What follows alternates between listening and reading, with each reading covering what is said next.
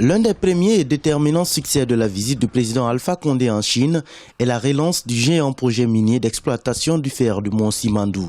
Situé à 800 km de Conakry dans le sud-est du pays, ce projet semblait au point mort après l'annonce de sa mise en veilleuse pure et simple par Rio Tinto.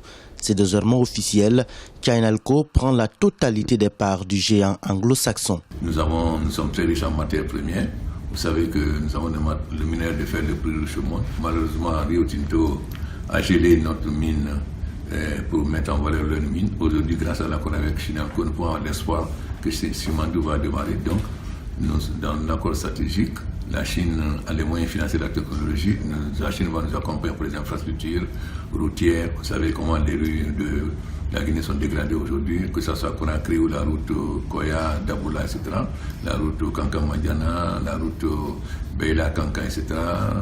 La route Mamou-Labé, la route Bokeh-Gawara, etc. Outre le projet minier de Simandou, la visite du président Alpha Condé a aussi permis de signer de nouveaux projets dans le cadre du développement des infrastructures en Guinée.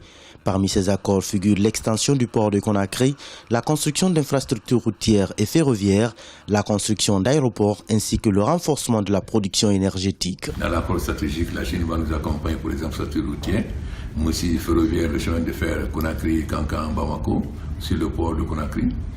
Et la zone industrielle que nous allons faire dans la région de Bokeh et Bofa, mais aussi l'énergie après le barrage de Swapiti.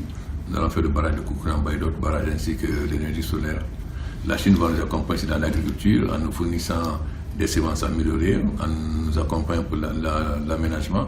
Vous savez qu'aujourd'hui on produit une fois par an, mais avec l'aménagement nous allons pouvoir produire 3 fois par an.